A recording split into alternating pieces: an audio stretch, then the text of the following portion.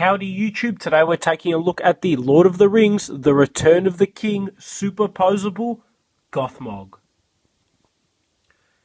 The leader of the Orc army from the third Lord of the Rings movie. A really cool character, great design, so I'm very excited to get this guy opened up and reviewed for you. Quite rare, very hard to find as well. He is really expensive on eBay. To give you an idea, there are some places that were selling this guy for $50 to $60. I was able to pick him up in a set of 5 for $45. So, shop around, look around. I actually got this from a figure shop that was closing down. That was having a massive sale, so I was very lucky there. Definitely one I wanted to get for a long time. I'm not a big Orc fan. I do love the Uruk-hai. So this guy is the exception, though. I was a big fan, so very excited to get him opened up and out of packaging. He does come in the standard Lord of the Rings Wave 2 packaging. The first wave obviously had the ring / Eye of Saruman bubble. This is the sleeker packaging, which is a lot better for storage, and I certainly was a big fan of. Taking a look at the back there, the read-up on Gothmog says, as Sauron puts forth his might against Gondor, he dispatches his lieutenant, the Witch King of Angmar, to oversee the invasion. While the Wraith directs the siege from the air, his minion Gothmog, a horrifically disfigured Orc chief, imparts his lord's orders to the frontline troops on the ground. Gothmog is a huge and cruel Orc whose iron will is law to his soldiers, and there's some great scenes in the movie of that, actually. From atop his warg mount, he directs the flow of the battle from the banks of Odin to the walls of Minas Tirith. Great scenes. He actually died in the movie, but it wasn't shown. It was released subsequently as a deleted scene.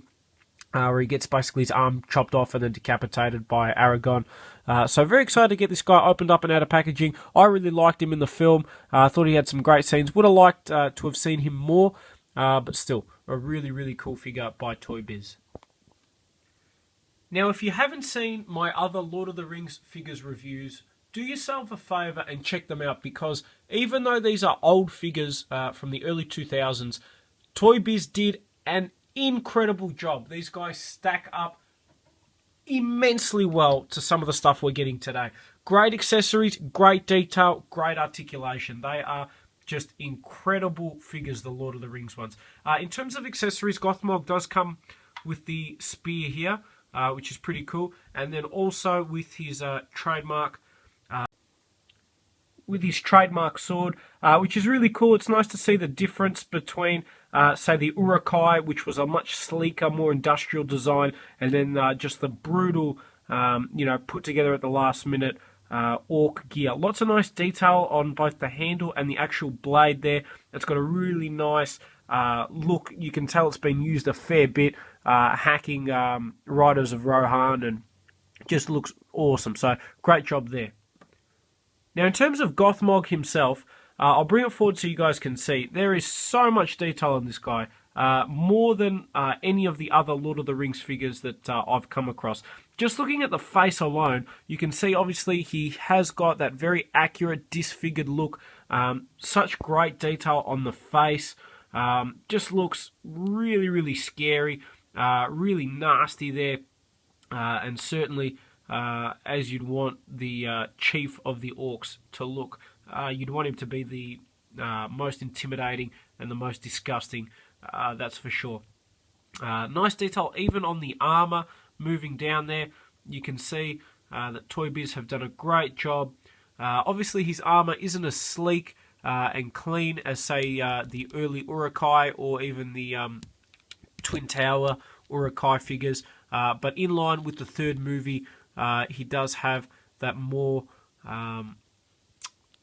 I actually want to say that he's got nicer armor than the standard Orc, just because he's their lieutenant, and he is a lot nicer than some of the other figures I've come across. But he's still got a really, really bare bones, put together at the last minute kind of feel.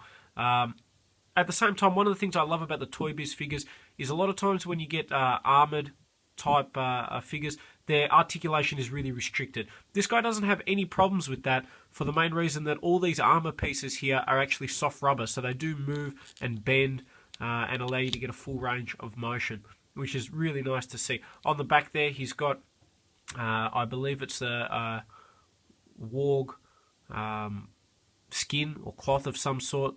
Don't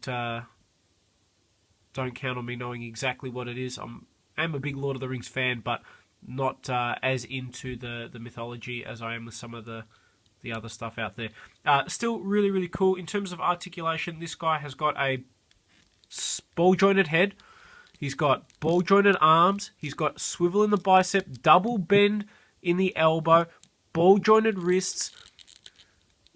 He's got to have something in the waist, surely. I think he does actually have a swivel, but mine is really, really stiff. He's got ball-jointed legs, so they move in and out, full range of motion, swivel in the thigh, double bend at the knee, and then up and down in the feet. So he's got great articulation. As the packet says, he's supposed to have 30 points of articulation there, which is really good because a lot of the other Lord of the Rings figures basically just relied on having that gimmick, such as like slashing action or the bow and arrow action or the chopping action. So for this guy just to be a really nice, detailed and articulated figure makes me really, really happy, and I'm certainly very glad that I was able to pick him up.